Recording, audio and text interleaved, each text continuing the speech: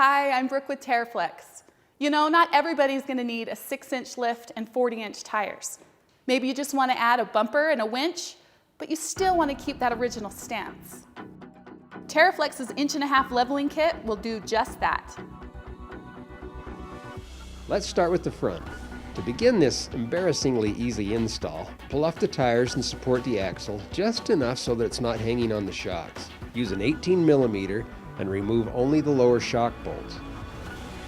We want to make sure that we have plenty axle droop to make it easier to pull the springs out and to put them back in.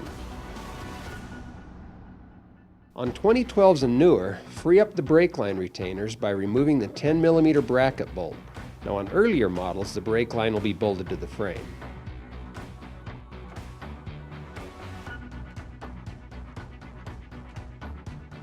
Look for and pop loose any droop restricting wiring harness retainers so that the wiring won't be damaged when we lower the axle. On 2012 and newer JKs, axle droop will be limited by the front drive line hitting the exhaust. Remove the 4 15mm drive line flange bolts and support or tie the drive line up to prevent boot and joint damage. Next up, completely remove the front sway bar link. Use an 18mm on the bottom and a 19mm end wrench to hold the stud from spinning, and an 18mm socket on the top.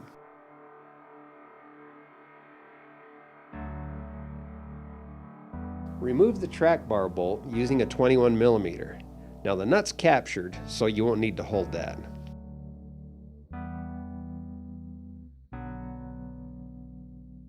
Lower the axle far enough that it's easy to remove the springs. Keep an eye on your brake line and wiring harnesses.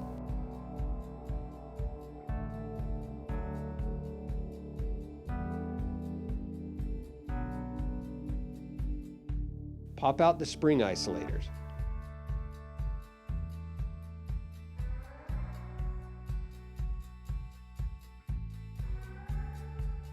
Install the lift spacers first, then reinstall the original rubber isolator.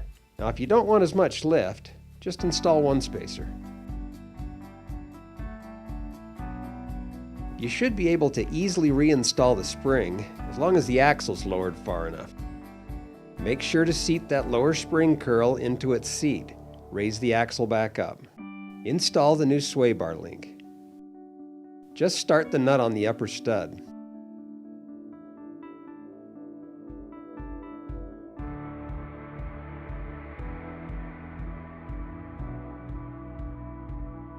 The lower part of the link has a separate sleeve that will be installed if no sway bar pin is used.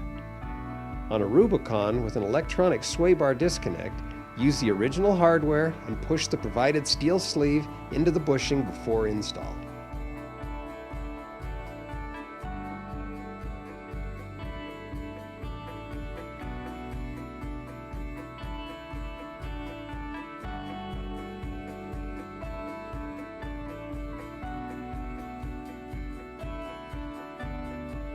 Tighten both upper and lower bolts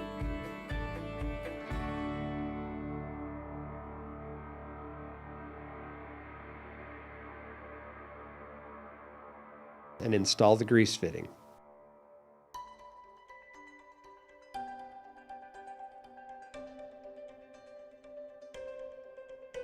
Reinstall the brake line bracket before you install that lower shock bolt. It'll make life a lot easier.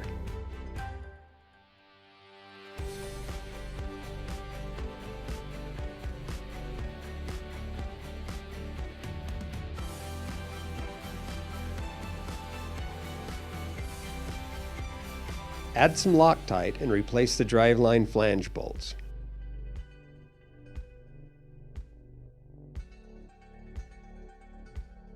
If the axle is raised high enough, the track bar bolt will really be an easy install, but if it fights you, it can be installed later when the Jeep is sitting on the ground.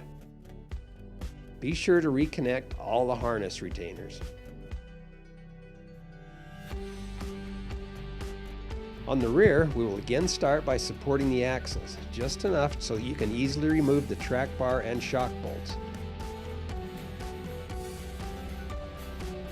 On the track bar bolt, we'll use a 21mm, and that 18mm will be used again on the shocks.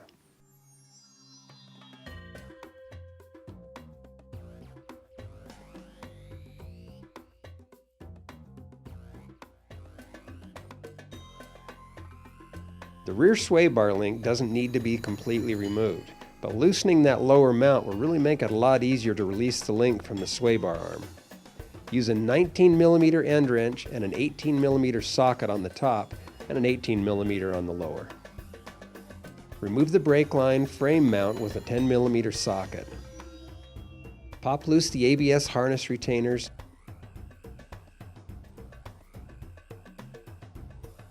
and breather tube. Use a 10mm deep socket and remove the park brake cable hanger. Lower the axle far enough to easily remove the springs.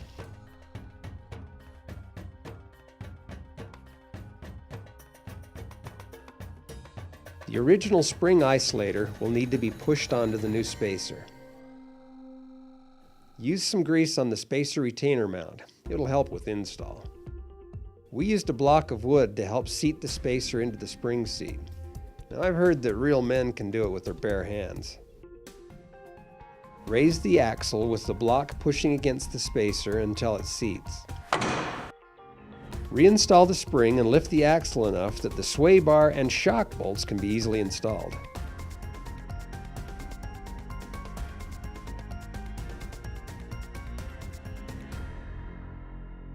Tighten the shock and link bolts.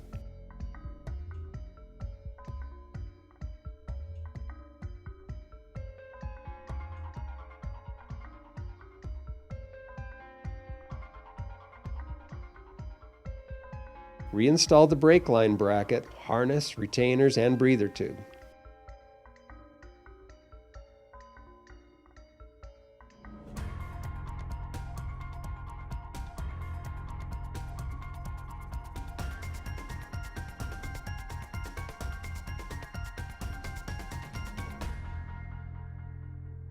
We lowered the Jeep to the ground to install the track bar bolt. It's really an easy install on the ground.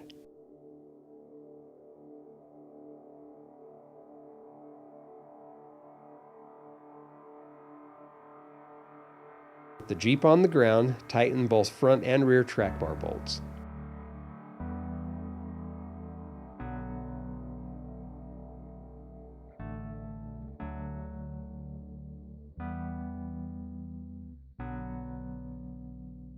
Use a 15mm and loosen the drag link adjusting sleeve up by the steering gear. Turn the sleeve as needed to straighten the steering wheel. The 1.5-inch leveling kit will allow for a tire size increase of up to a 33, but the increase in self-esteem will be immeasurable.